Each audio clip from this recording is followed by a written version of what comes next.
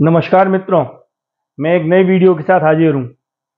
ये जो मैंने आज का वीडियो बनाया है, ये इस हिसाब से बहुत महत्वपूर्ण है कि अगले 3 से 5 साल में यूरोप, अमेरिका और जापान की इकोनॉमीज में बहुत बड़ी उथल-पुथल होने वाली है। सब में ज़्यादा सफ़र करेगी जापान की इकोनॉमी, दूसरे नंबर यूरोप, तीसरे नंबर अमेरिका। बैठ जाएंगी इकोनॉमीज जापान और यूरोप की, तो ये समझ लिए तितर-बितर हो जाएंगी, कोई बचाने वाला नहीं होगा। इसके पीछे कारण अच्छा, अब हम कहेंगे कि हमें यूरोप, जापान, अमेरिका से क्या मतलब। देखिए, एक जगह का प्रभाव दूसरे पे पड़ता है, परंतु इस बार रिवर्स होगा। इनका जो डिक्लाइन होगा वो हो सकता है इंडिया के लिए अच्छा हो। तो इस पर मैं दूसरा वीडियो बनाऊंगा कि इनके डिक्लाइन से हमारा कैसे अच्छा हो सकता है। परंतु इनमें बड़ी उथल पुथल होने वाली है। उथल पुथल कैसे होने वाली है कि ये जो इकोनॉमीज हैं, इनका बहुत बड़ा हिस्सा ऑटोमोटिव मार्केट पे टिका हुआ है, कार इंडस्ट्री पे टिका हुआ है। जापान का तो खास तौर से आपको मालूम है, संसार की सबसे बड़ी कार कंपनी कौन सी है? वो है टोयोटा। दूसरे नंबर की कौन सी है? फॉक्सवैगन, जिसकी 7-8 और ब्रांड्स हैं जो आपको लगता होगा अलग हैं। ऑडी है, क्यूपरा है, ठीक है, ये सब इसके हैं, फॉक्सवैगन। तो आप उसको ये मत समझिएगा मैं गलत बोल रहा हूँ। उसको शुरू वी से होता है, पर जर्मन भाषा में एफ से शुरू करते हैं, एफ से बोलते हैं फॉक्सवैगन, फा से, ठीक है। बहुत से लोग यहाँ पे उसे वॉक्सवैगन बोलते हैं, वो फॉक्सवैगन है। ऐसे ये फोर्ड है, जीएम है, ये संसार की सबसे बड़ी कार कंपनीज हैं।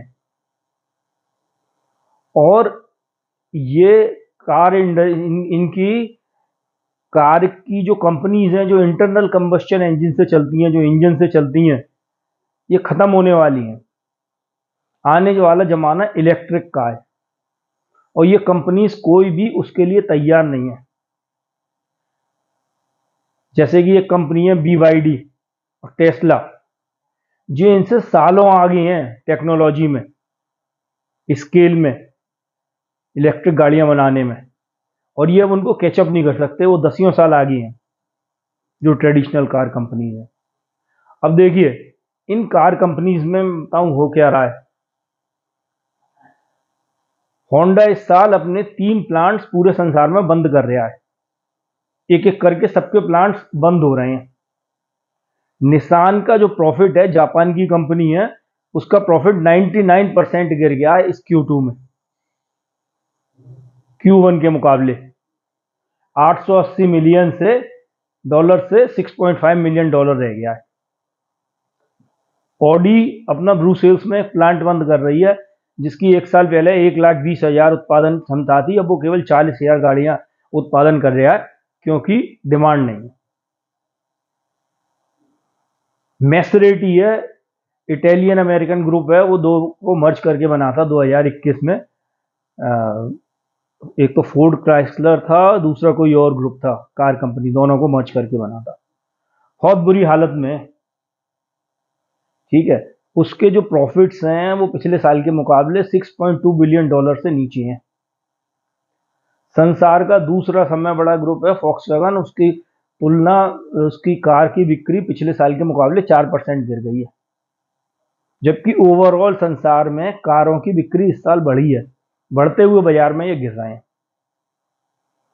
तो जितने भी ये ट्रेडिशनल कंपनीज हैं, ये इनकी हालत खराब है, और अभी शुरुआत है। ये समझिए, जैसे जैसे इलेक्ट्रिक गाड़ियों की सेल्स बढ़ेगी 2-4 साल में, अभी इनके दुर्दिन आने वाले हैं बहुत बुरी तरीके से।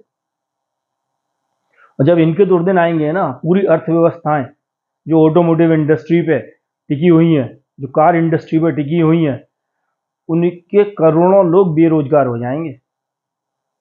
जीडीपी में हालत, जितनी इनकी हिस्सेदारी है खासतौर से जापान और यूरोप में, हालत खराब हो जाएगी।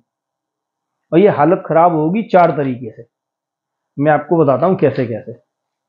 देखिए, जैसे चाइना संसार का सबसे बड़ा कार मार्केट है, पूरे संसार के कार मार्केट में उसकी हिस्सेदारी 35-36% है। अगर पूरे संसार में 100 कारें बिकी तो 35-36 अकेले चाइना में बिकती हैं। और जितने भी ये ग्रुप्स हैं अपने प्रॉफिट का 50 से 75% चाइना से कमाती हैं। और चाइना का मार्केट ऑलरेडी 50% जो कारें बिक रही हैं वो इलेक्ट्रिक हैं वहां पर, और सबरे चाइनीज ब्रांड है या टेस्ला है। एक भी ये पुराने जितने भी बड़े ग्रुप्स हैं कोई नहीं है, ना टोयोटा है, ना फॉक्सवैगन है, ना फोर्ड है, ना जीएम है, ना निसान है। माजदा की तो हालत खराब है, वो तो बंद होने वाली है कंपनी।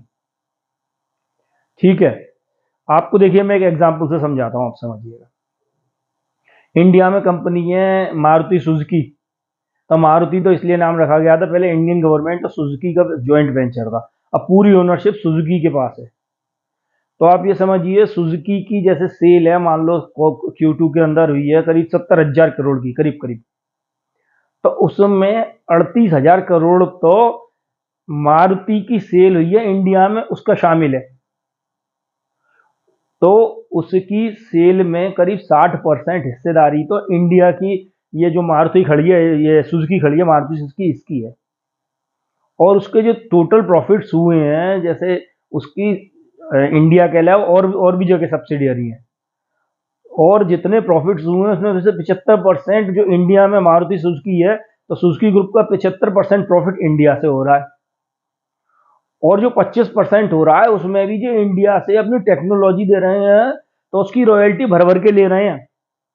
मतलब ये समझिए 80-90% प्रॉफिट इंडिया से हो रहा है। अब ये कंपटीशन में कल को सुजुकी बंद हो जाए, क्योंकि ये इलेक्ट्रिक कारों में बहुत पीछे है। चाइनीज ब्रांड्स तो छोड़िए, हमारे टाटा और महिंद्रा के मुकाबले ये कहीं नहीं स्टैंड होता। इनके पास एक भी इलेक्ट्रिक गाड़ी नहीं है अभी तक। और अगर ये बंद होता है तो ये समझ लीजिए सुजुकी ग्रुप डूब जाएगा,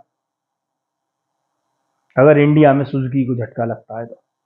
ठीक है, ऐसे ही चाइना जितने भी पूरे संसार के ये ब्रांड्स हैं, टोयोटा है जापान बेस्ड है, फॉक्सवैगन है जर्मनी बेस्ड है, फोर्ड जीएम है ये वो अमेरिका बेस्ड है, आप ये इसको मैसरेटी को ले लो, ये इटालियन अमेरिकन ग्रुप है। इनके 75% प्रॉफिट और 50% सेल्स करीब ऑन एन एवरेज, किसी का कम किसी का ज़्यादा, चाइना से आती हैं। और चाइना में ये बुरी तरीके से प्रॉफिट भी लूज कर रहे हैं, मार्केट शेयर भी लूज कर रहे हैं। तो ये समझ लीजिए ये इतना बड़ा धक्का है। अगले 1-2 साल में चाइना का मार्केट है, कार मार्केट है, 80-90% इलेक्ट्रिक हो जाएगा। हर साल 10-15% बढ़ जाता है। और वैसे भी 10-15-20% आने में दिक्कत होती है मार्केट शेयर गेन करने में। फिर वो एस कर्व है ना, 90% आदमी बहुत जल्दी पहुंचता है। एस कर्व को भी मैं बाद में बताऊंगा। ठीक है, अब तो वो एस कर्व क्या जे कर्व हो गया है। दूसरी क्या है कि संसार में बहुत से ऐसे मार्केट्स हैं, और ज़्यादातर ऐसे मार्केट्स हैं जहाँ कार बनती नहीं है। छोटे छोटे देश हैं, इकोनॉमीज ऑफ स्केल है नहीं, वहाँ कार बनी नहीं सकती, इंपोर्ट होती हैं। आप ये समझ लिए ऑस्ट्रेलिया तक में डोमेस्टिक मैन्युफैक्चरिंग बहुत कम है। तो वहां पर कार हैं। अफ्रीका में तो कुछ देश ऐसे हैं जो इलेक्ट्रिक पे बैन लगा रहे हैं 1-2 साल में, और ये इंपोर्ट कर रहे हैं, इलेक्ट्रिक गाड़ियां इंपोर्ट करने की परमिशन है। और इलेक्ट्रिक गाड़ियों में ये टेस्ला का, एक टेस्ला कंपनी और दूसरी ये चाइनीज कंपनी का जवाब ही नहीं है, क्योंकि वहां पे तेल इतना इंपोर्ट करना पड़ता है। गाड़ी तो इंपोर्ट हो ही रही है, क्या उनकी इकोनॉमी चरमरा जाती है।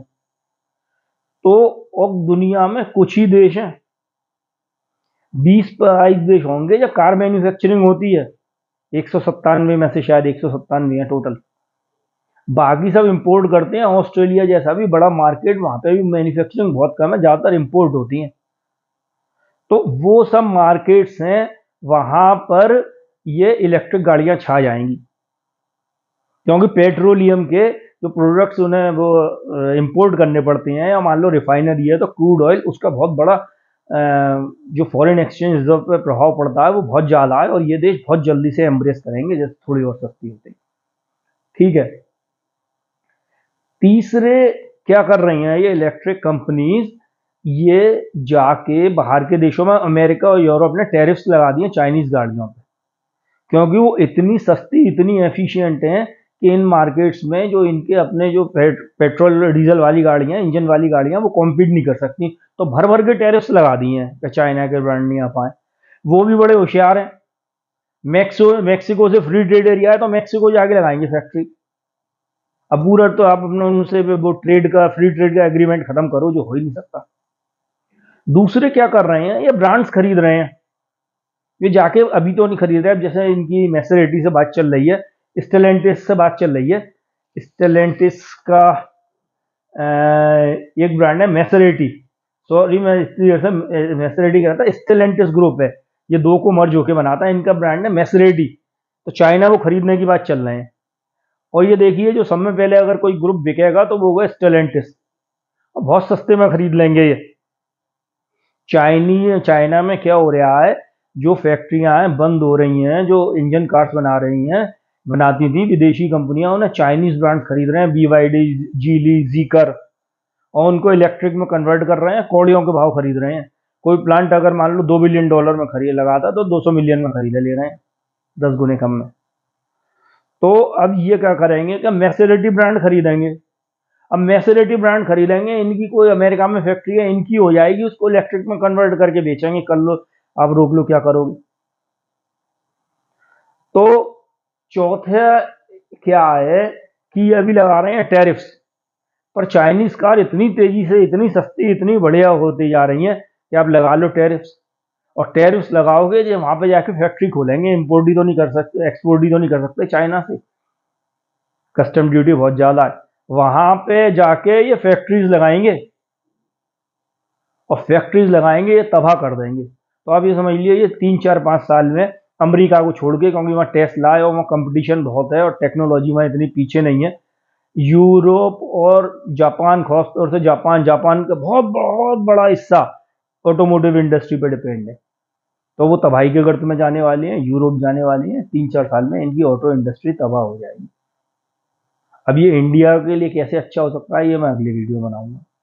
अगर आपको मेरा वीडियो अच्छा लगा हो तो इसको लाइक करिए, सब्सक्राइब करिए और शेयर करिए।